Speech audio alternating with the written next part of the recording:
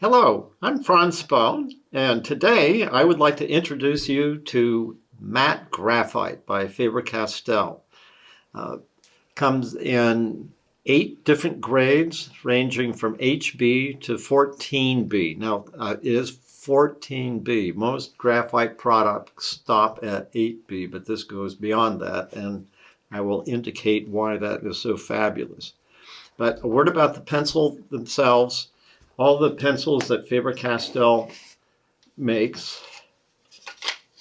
in their premium line of pencils starts with high quality cedar from California.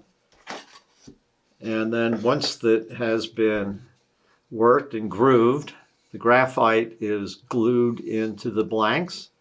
And it's important to mention that this is an SV bonding, and essentially what that means is that the graphite that is in all the pencils, all the colored pencils as well, are glued along the entire edge. If you spot glue the lead into the wood, then if you accidentally drop your paper and the graphite breaks, then you're going to lose the entire amount of graphite when you go to sharpen the pencil up until the next glue spot.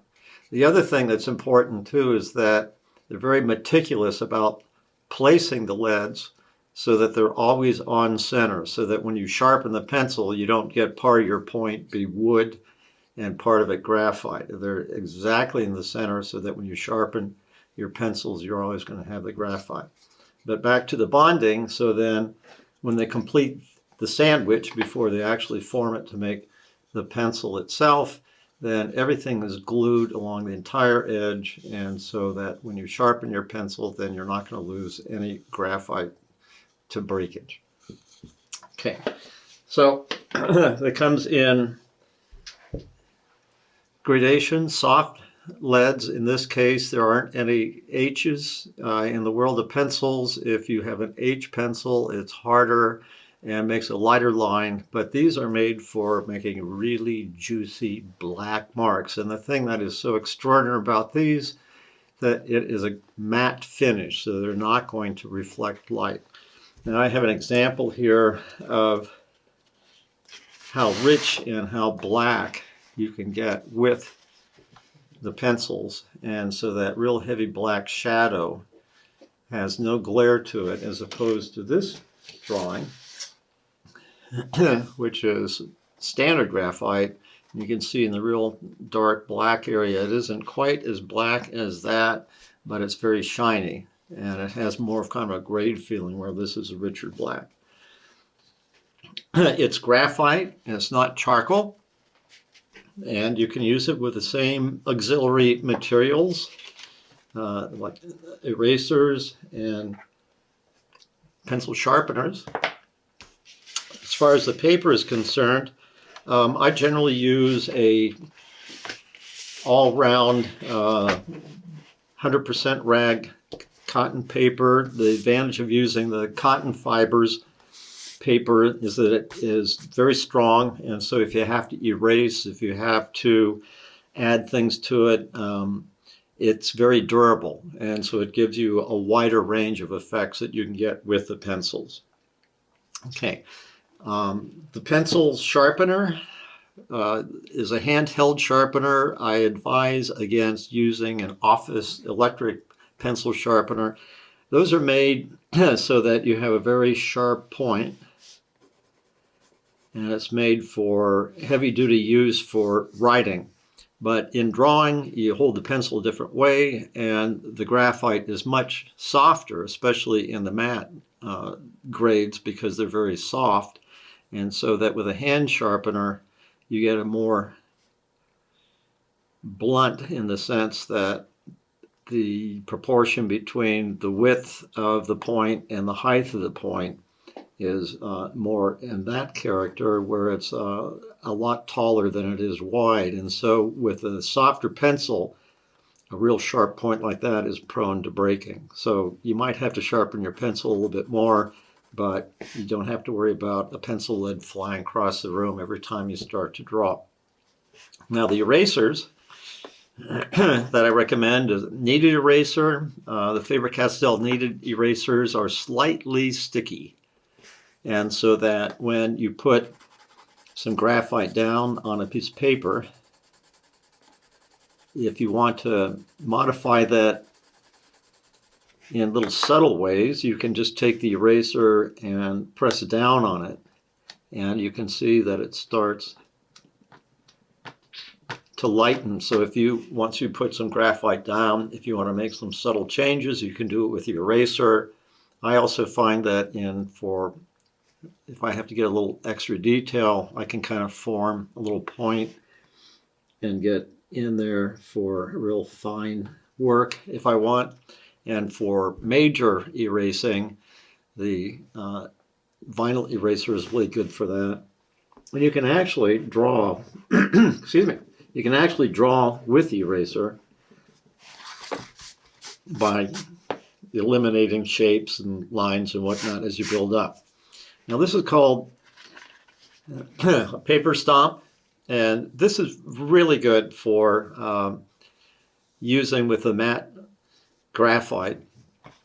So generally speaking, with the B pencils, that indicates that they are a soft lead, and the higher the number, the softer and the darker it gets.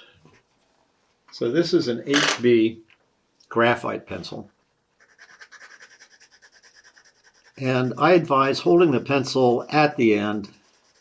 Don't hold it like you're writing somebody a letter or you're figuring out your checkbook. And that way I can very easily back off on the pressure, and the weight of the pencil itself will put the graphite down.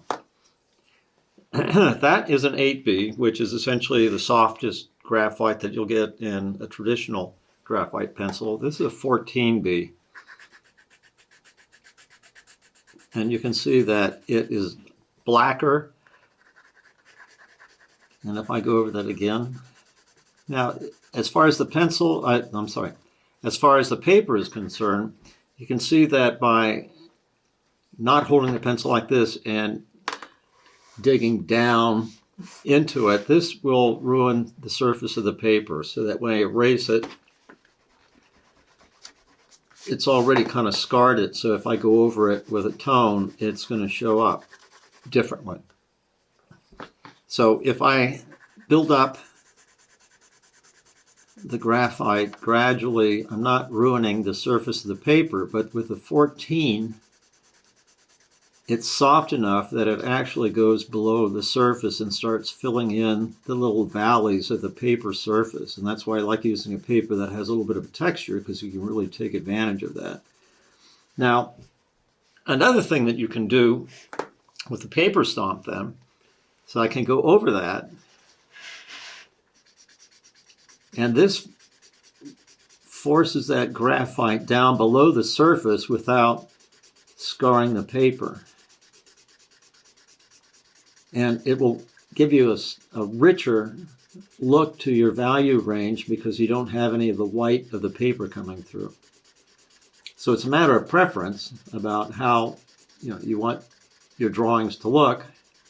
You can build something up that has texture to it, or with paper stomp, you can get that graphite down below the surface. And again, you can do that without scarring the surface of the paper, because you're not actually abrading the paper, you're just kind of forcing that graphite down.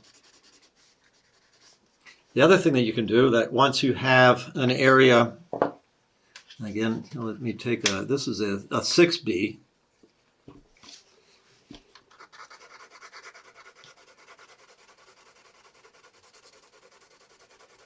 And I'm going to put a surface down.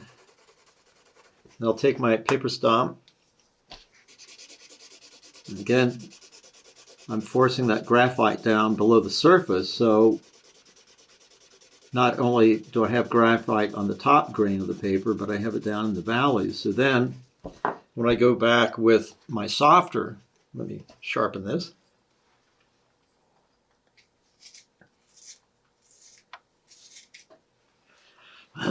Now if I use a light touch, when I go on top of that, instead of white paper coming through that texture, I have a gray. And that can be an effect that you can work with. So when I hop off of that, when I go on to the white paper, you can see that there's a slight shift in having the white valley of the grain of the paper coming through here. And in this case, because I already coated it with a different pencil, I forget what I used. I think I used a 6B, yeah. A 6B first got everything that tone and went on top of it. I still have a texture, but it's a darker texture compared to against the white, or we can come back up in through here and use quite a bit of pressure and the paper stomp, and then I can put another coat on top of that yet. So if I really want a luscious black area, I can go with the paper stomp and then go back on top of it so it's kind of black on black.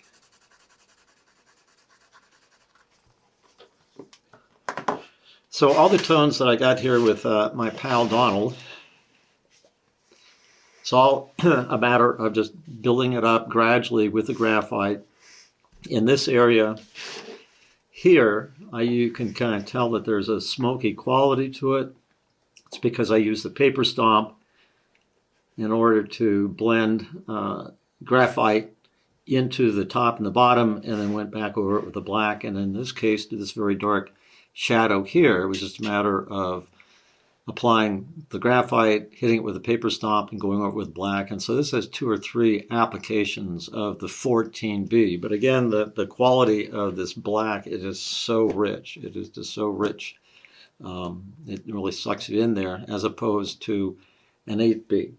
So it kind of depends on what type of effect you want. This has a very traditional graphite look to it with the Castell 9000.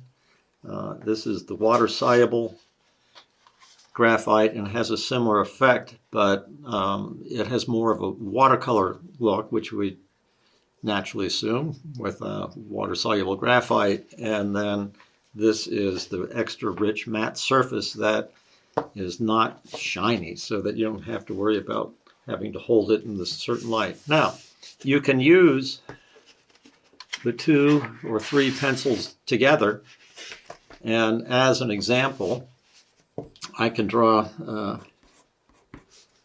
this is with the 14B. He's very impressed with how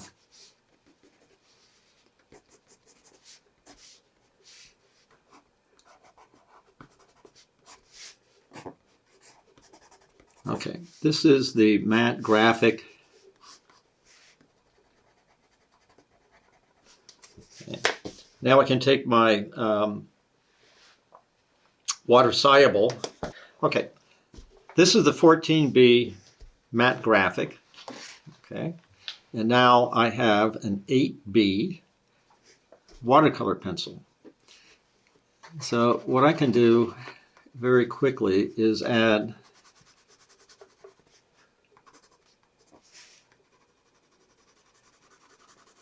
some quick tones here, and then I can take my brush and go over this. Now what's going to happen is that I can get kind of a nice wash effect. So next time I want to send a cartoon idea into the New York Times, I have that look. And I can move it around, and it doesn't affect the matte graphic at all.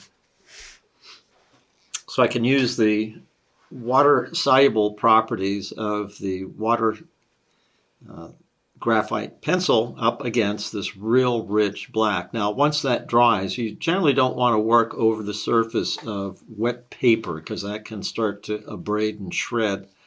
But as soon as that dries, then I could go back with my rich black pencil, and if I want to kind of this didn't get any water on it. So if I really want to make some areas black and bring some more of those lines back, if this gets too dark, but it has a really nice effect. I think it has the richness and the quality of drawing lines with one pencil, and then take advantage of some really nice wash effects with the water-soluble pencil.